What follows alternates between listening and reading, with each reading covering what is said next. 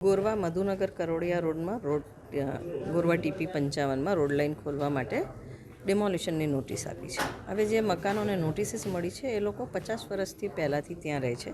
Notified slum વિસ્તાર છે. એટલે જ્યારે એ લોકોને નોટિસીસ આપે તો અમે 69 to 70 એવા ઘર છે જે લોકોનું ઘર રહેવા લાયક નહીં બચે. એક રૂમનું ઘર હોય ને આખું જ ઘર જતું હોય કે પોણા ભાગનું ઘર જતું હોય એટલે ત્યાં રહી શકાય એવું નથી. તો ટેકનિકલી એ લોકો બેઘર થઈ જશે આ ડિમોલિશન્સ કર્યા પછી. શિયાળાનો ટાઈમ છે. ફર્સ્ટ ઓફ ઓલ તો આ ટાઈમિંગનો અમને વિરોધ છે, કારણ કે આગળ નર્મદાની કેનલ છે. કેનલની ઉપર જે બ્રિજ જાય છે એ બ્રિજ સાંકડો છે. તો ખાલી રોડ પહોળો કરો ને પછી બ્રિજ સાંકડો રહે તો આ રોડ લાઇન પહોળી કરવાનો કોઈ મતલબ નથી.